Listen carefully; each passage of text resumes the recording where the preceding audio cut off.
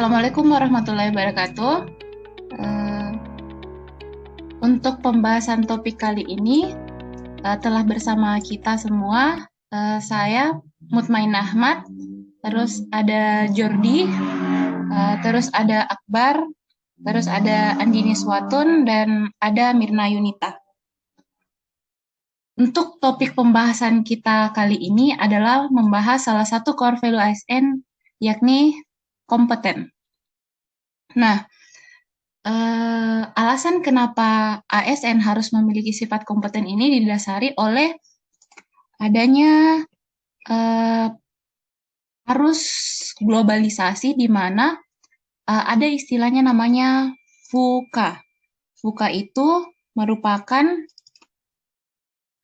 kepanjangan dari uh, V itu kepanjangannya dari gitu. Oh, V itu kepanjangannya dari gejolak atau penegejolak, yaitu volatility disertai penuh ketidakpastian atau uncertainty dan saling mempengaruhi atau saling berkaitan, yaitu complexity serta ambiguitas atau ambiguity.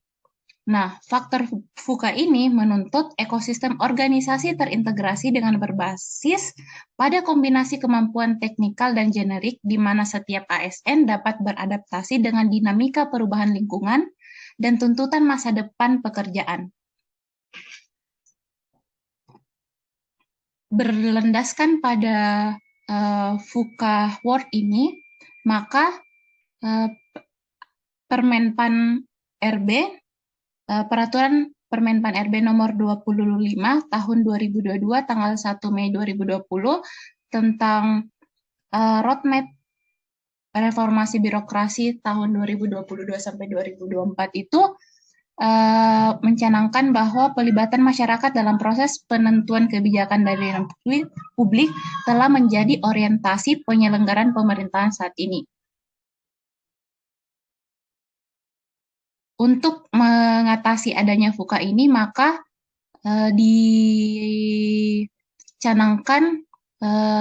dicanangkan yang namanya ada Smart ASN. Smart ASN itu berdasarkan pada di mana kita harus dituntut agar mampu terhadap digitalisasi literasi digital, karena semakin hari ini perkembangan teknologi semakin berkembang. Langsung saja mungkin kita akan membahas salah satu perilaku kompeten dari Bapak Jordi. Mungkin silahkan Pak, perilaku kompeten yang bisa dijabarkan. Ya, terima kasih Ibu Mutmainah. Jadi sebelum kita masuk pada pokok bahasan kompeten, kita terlebih dahulu harus tahu apa itu kompeten, teman-teman. Jadi kompeten itu adalah kompeten itu keinginan yang terus belajar dan mengembangkan kapabilitas, Pak. Nah, betul Ibu Inna. Saya memang menunggu jawaban dari Ibu Inna tadi.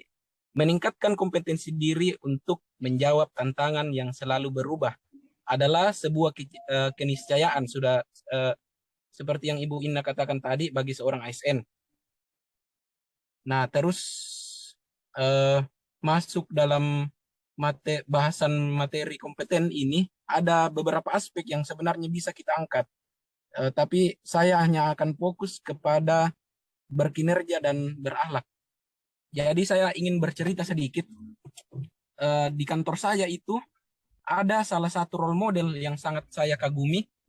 Namanya adalah Bapak Sibali Hamid. Jadi Pak Sibali ini merupakan analis kebijakan ahli muda, atau kalau dulu kita bilang itu eselon 4 atau setara dengan Kasuba. Nah, Pak Sibali ini orangnya sangat kompeten, teman-teman. Kenapa saya bilang orangnya sangat kompeten? Karena Pak Sibali ini tidak pernah berhenti untuk meningkatkan kompetensi dirinya sendiri. Dengan salah satu yang bisa saya sebutkan contohnya yaitu Pak Sibali ini rela meninggalkan jabatannya untuk menggapai gelar master di bidang sains MSI. Jadi dulu Pak Sibali ini merupakan uh, eselon 3 kepala kepala bagian di bidang keuangan, tapi beliau rela melepaskan jabatannya hanya untuk mengembangkan kompetensi dirinya. Jadi saya menjadikan beliau role model dalam uh, kompeten ini. Nah, dalam kompeten itu sendiri ada kode etik yang bisa kita jadikan acuan. Yang pertama, meningkatkan kompetensi diri untuk menjawab tantangan yang selalu berubah, seperti yang dikatakan oleh Ibu Mutmainnah tadi. Jadi kedepannya kita ini akan menjadi smart ASN, ASN yang berintegritas dengan teknologi-teknologi baru. Terus lanjut kode etik ASN yang kedua, yaitu membantu orang lain belajar. Nah, dalam membantu orang, kita tidak mungkin bisa membantu orang lain belajar jika kita sendiri tidak belajar dan tidak mengetahui materinya. Lalu yang terakhir adalah melaksanakan tugas dengan kualitas terbaik. Itulah mengapa kita harus meningkatkan kualitas dan kompetensi diri kita sendiri. Mungkin cukup dari saya, Ibu Ina. Terima kasih. Baik, terima kasih atas penjelasannya Bapak Jordi. Jadi untuk topik perlu saya lebih detailkan bahwa topik pembahasan kita kali ini terkait kompeten itu adalah membahas perilaku-perilaku kompeten yang diterapkan, yang sebaiknya diterapkan oleh seorang ASN. Ada 4 perilaku kompeten sebenarnya yang perlu kita terapkan. Yang pertama itu tadi mungkin sudah dijelaskan sedikit oleh Bapak Jordi bahwa seorang ASN itu perlu untuk berkinerja dan berakhlak. Yang kedua itu untuk meningkatkan kompetensi diri, dan yang ketiga itu membantu orang lain belajar, dan keempat melakukan kerja terbaik. Mungkin Bapak Jordi tadi sudah menyebutkan empat-empatnya, menyinggung sedikit tentang empat-empatnya, dan saya persilahkan untuk Saudara Mirna untuk membahas lebih lanjut terkait atau memberikan pemahamannya lebih lanjut terkait meningkatkan kompetensi diri. Silakan Ibu Mirna. Terima kasih Saudari Ina atas waktunya. Di sini sebelum saya membahas tentang meningkatkan kompetensi diri, tadi Saudara Jordi sudah menjelaskan apa yang dimaksud kompeten. Ya, di sini tentu berbeda dengan yang dimaksud dengan kompetensi. Jadi kompetensi merupakan perpaduan aspek pengetahuan, keterampilan, dan sikap yang terindikasi dalam kemampuan dan perilaku seseorang sesuai tuntutan pekerjaan. Nah, salah satu landasan hukum kita tentang pengembangan diri tercantum pada Undang-Undang Nomor 5 Tahun 2014 tentang ASN, bahwa adanya hak pengembangan pegawai. Kalau untuk PNS sekurang-kurangnya 20 jam pelajaran, dan untuk P3K itu maksimal 24 jam pelajaran. Nah, untuk konsep kompetensi meliputi 3 aspek penting. Yang pertama, aspek pengetahuan.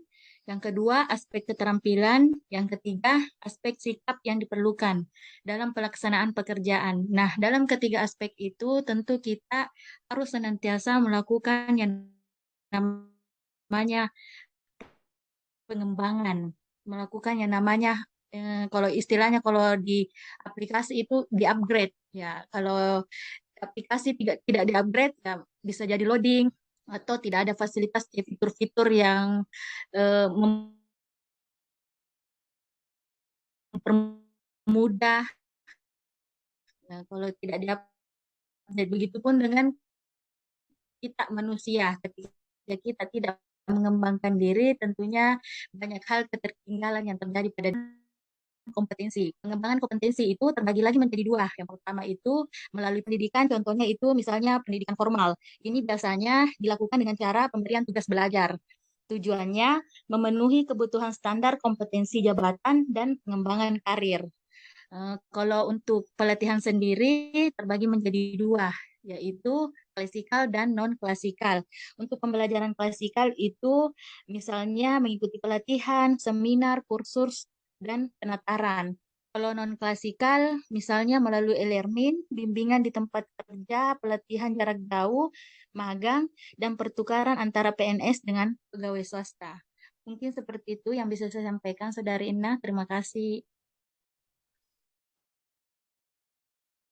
Baik, terima kasih atas penjelasannya dari Saudara Mirna. Ya, betul sekali. Menurut sepengetahuan saya juga, memang hak pengembangan ASN itu sudah diatur dalam Undang-Undang ASN. Kita mendapat hak untuk mengembangkan skill dan kemampuan kita, dan itu sebenarnya sudah difasilitasi pemerintah dengan izin belajar. Jadi dengan izin belajar dan tugas belajar. Jadi izin belajar itu berarti kita meminta izin seperti yang Bapak Jordi sebutkan tadi, role modelnya yaitu Pak Sibali. Mungkin beliau izin belajar. Dia izin belajar karena ingin menambah ataupun mengupgrade kemampuannya. Jadi mungkin kita lanjut pada pembahasan selanjutnya, yaitu pembahasan ketiga dari Saudari Andi Neswatun, yaitu membantu orang lain belajar. Silakan Saudari Andi. Baik, terima kasih untuk kesempatannya. Kita akan mengulas lebih jauh mengenai perilaku kompeten, yaitu membantu orang lain belajar. Tentu ya, seorang ASN yang kompeten akan menyadari bahwa berbagi pengetahuan adalah salah satu cara untuk membantu kemajuan sumber daya manusia yang ada di negara kita. Nah, salah satu cara untuk berbagi pengetahuan adalah bisa. Jadi tujuannya untuk berbagi pengetahuan adalah membantu orang lain belajar. Nah, cara-cara untuk membantu orang belajar itu ada beberapa. Yang pertama itu bisa dengan aktif dalam pasar pengetahuan atau forum terbuka. Jadi aktif dalam pasar pengetahuan atau forum terbuka ini misalnya bisa mengikuti kegiatan-kegiatan seperti perayaan hari jadi, kegiatan piknik bersama atau lainnya, karena dalam kegiatan tersebut akan terjadi interaksi secara informal. Nah, pada saat interaksi itulah terjadi biasanya percakapan-percakapan yang tidak disadari bahwa terjadi adanya saling berbagi pengalaman, pengetahuan, dan lain sebagainya. Kemudian bisa juga dengan melalui seminar penelitian, pameran pendidikan, atau pameran buku. Nah, dalam kegiatan-kegiatan tersebut pasti ada interaksi, bertukar ide, atau saling memberikan, saling berbagi pengetahuan dari bidang satu dengan bidang yang lain. Kemudian ada cara lainnya juga. Yang kedua itu adalah memanfaatkan dokumen-dokumen atau artikel, materi presentasi yang bisa diakses dari repositori. Jadi dokumen-dokumen ini tentu akan membantu kita, membantu orang lain untuk mengupgrade ilmunya. Jadi tanpa sadar kita telah membantu orang lain belajar. Kemudian cara yang ketiga yaitu dengan mengakses atau aktif mengakses atau mentransfer pengetahuan, baik dalam bentuk melibatkan jejaring sosial, jejaring ahli, misal mengikuti perhimpunan keahlian, kemudian ada juga mendokumentasikan pengalaman atau pengetahuan melalui video sharing pengalaman atau tutorial, dan ada juga menuliskan pengetahuan bersumber dari refleksi pengalaman atau contohnya adalah biografi. Ada cara keempat yang paling biasanya adalah cara simpel dan tanpa disadari, yaitu sosialisasi informal. Biasanya dalam sosialisasi informal ini, atau yang biasa kita sebutnya nongkrong, terjadi interaksi yang melibatkan pertukaran ide atau pertukaran ide atau sharing pengalaman hidup, baik itu pengalaman di dunia kerja ataupun hal-hal seperti yang simpel itu adalah sharing tentang kecantikan untuk para perempuan, kemudian saran-saran untuk menghadapi atau menyelesaikan masalah, baik itu masalah pribadi, masalah pekerjaan, ataupun lainnya.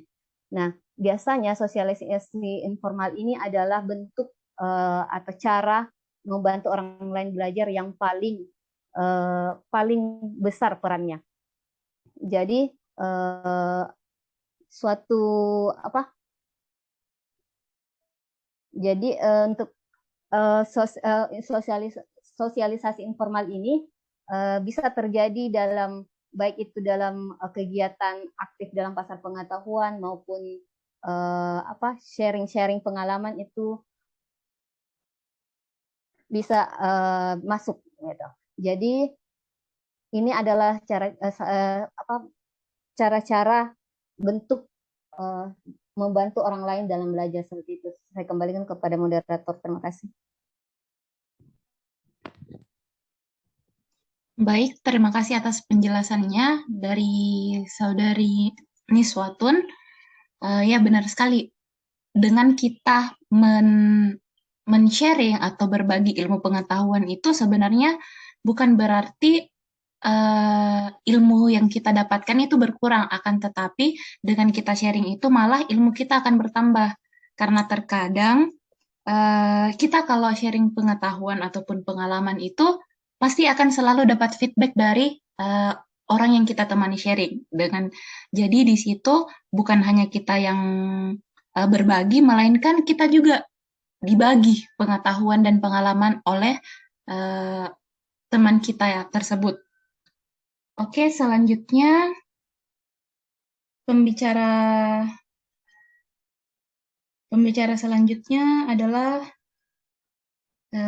Saudara Akbar dengan pembahasan melakukan kerja terbaik. Silakan Saudara Akbar. Ya, terima kasih atas kesempatan yang telah diberikan. Sebelumnya, tadi teman-teman telah memaparkan 3 poin atau 3 bagian daripada perilaku kompeten. Kemudian saya ini yang keempat, perilaku kompeten yang keempat itu adalah melakukan kerja terbaik. Di mana poin yang keempat ini terbagi atas beberapa poin lagi. Yang pertama adalah pengetahuan menjadi karya. Sejalan dengan kecenderungan setiap organisasi, baik instansi pemerintah maupun swasta yang bersifat dinamis, hidup dan berkembang melalui berbagai perubahan lingkungan dan karya manusia. Saat ini tuntutan organisasi bergeser dari struktur hierarkis kepada struktur yang lebih matriks. Artinya bahwa sekarang tuntutan zaman itu terkadang merubah pola pikir organisasi, yang dimana struktur hierarkis atasan dan bawahan itu kadang-kadang harus dikesampingkan ketika kita menemukan suatu kendala dan masalah. Kemudian kita lebih kepada struktur yang lebih matriks, artinya bahwa setiap masalah itu harus cepat dan tanggap diselesaikan. Kemudian kontribusi terbaik dalam pekerjaan yang berbasis pengetahuan itu bertumpu pada pelatihan dan pendidikan yang berkelanjutan. Dalam konteks ini sangat relevan jika ASN dapat mengubah pola pikir pelatihan dari pelatihan yang berbasis biaya menjadi pelatihan yang berbasis investasi. Jadi di sini ASN dituntut untuk mengubah pola pikirnya bahwa setiap melakukan pelatihan yang itu terkadang mengeluarkan uang pribadi, harusnya pola pikirnya dirubah jadi dari mengeluarkan biaya dengan mendapatkan ilmu atau investasi yang dapat digunakan untuk pengembangan kompetensi. Kemudian, salah satu kecenderungan suatu organisasi akan mempekerjakan pegawainya secara optimal dari sosok pegawai yang gemar dan mutakhir keahliannya sekaligus aktif mewujudkannya. Sukses ditentukan oleh seberapa banyak tindakan ASN yang diambil dan bukan hanya oleh seberapa banyak pengetahuan dan kemampuan yang dimiliki. Jadi kesuksesan seorang ASN itu dikatakan kompeten itu bukan seberapa banyak pengetahuan dan kemampuan yang dia miliki, tapi seberapa besar tanggung jawab dan pekerjaan yang diambil. Kemudian kita masuk ke poin kedua, yaitu pentingnya berkarya terbaik dalam pekerjaan selayaknya tidak dilepaskan dengan apa yang menjadi terpenting dalam hidup seseorang. Jadi seorang ASN yang berkompeten itu selayaknya menjadikan karya terbaik itu sebagai bagian daripada hidupnya. Karena pilihan sebagai ASN sudah ditentukan, maka bekerja terbaik dengan menghasilkan hal-hal yang terbaik itu adalah harusnya menjadi bagian daripada hidup seorang ASN. Mungkin itu saja yang bisa saya sampaikan mengenai perilaku kompeten, khususnya untuk melakukan kerja terbaik. Saya kembalikan kepada moderator. Terima kasih. Baiklah, terima kasih atas penjelasannya dari Saudara Akbar. Poin yang saya tangkap dan sangat berkesan itu adalah memang sebagai seorang ASN itu kita jangan dulu berpikir soal berapa biaya yang harus dikeluarkan ketika kita ingin mengupgrade ilmu, karena pada dasarnya atau pada hakikatnya itu ilmu yang kita dapatkan itu akan tergantikan sebenarnya dengan lebih jumlah biaya yang lebih besar nantinya didapatkan kalau kita mampu menerapkan apa yang ilmu apa yang telah kita dapatkan. Jadi yang sempat disinggung tadi juga bahwa seorang ASN yang dikatakan kompeten itu bukan seberapa banyak ilmu pengetahuan atau seberapa banyak skillnya, tapi memang lebih kepada bahwa seorang ASN yang kompeten itu selain dia memiliki banyak ilmu, banyak skill, tapi dia mampu juga untuk menerapkan ilmu dan skill-skillnya ini untuk memajukan dan mencerdaskan kehidupan bangsa. Jadi yang dilihat itu adalah bagaimana kontribusi ASN terhadap bagaimana partisipasi ASN terhadap kemajuan dan mewujudkan cita-cita bangsa itu sendiri. Oke, mungkin ada beberapa yang mau dibahas atau ada beberapa hal yang mungkin mau ditanyakan. Saya persilahkan. Iya, saya Bu. Iya, Bu. silahkan Bapak Jordi. Saudara Jadi Jordi. saya juga ingin bercerita sedikit dari penjelasan Pak Akbar tadi. Itu sudah benar bahwa jangan melihat biaya yang dikeluarkan, tapi lihat investasinya ke depan. Jadi saya ingin bercerita sedikit. Dari bulan Mei kemarin ada program dari Kominfo, saya sharing sedikit, yaitu GTA, Government Transformation Academy. Jadi kita sebagai ASN bisa mendaftar di kelas-kelas pelatihan yang disediakan oleh Kominfo.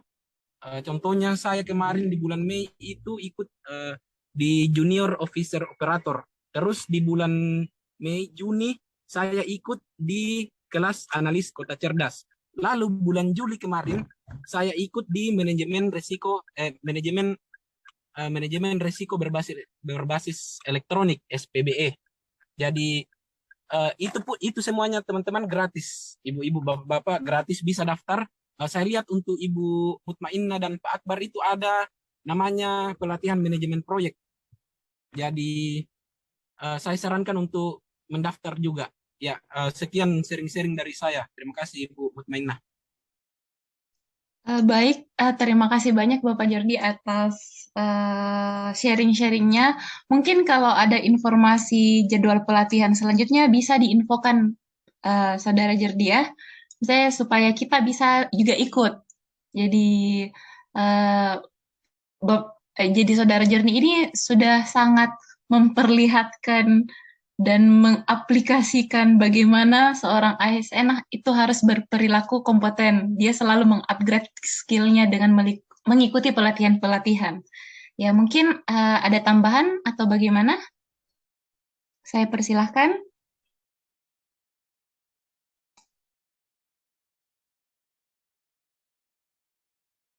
Kalau tidak ada, mungkin cukup sekian. Ya, ada Saudara Akbar? Enggak, cukup. Oh, cukup. Oh ya. Mungkin cukup sekian dulu pembahasan kita pada kesempatan kali ini. Jadi kesimpulannya itu adalah seorang ASN memang selayaknya dan seharusnya untuk memiliki nilai-nilai kompeten di mana dia harus mempunyai kemampuan, keinginan, dan mewujudkan perbuatan tersebut dengan terus belajar, mengupgrade skill, dan tidak lupa untuk berbagi ilmu pengetahuan dan pengalaman yang telah didapatkan. Karena dengan berbagi itu, kita tidak akan kekurangan ilmu, justru kita akan bertambah ilmunya. Oke, cukup sekian. Terima kasih atas penjelasannya dari teman-teman semua. Terima kasih atas waktu sharing-sharingnya. Mungkin saya tutup sharing-sharing malam ini. Lebih dan kurangnya mohon dimaafkan. Assalamualaikum warahmatullahi wabarakatuh.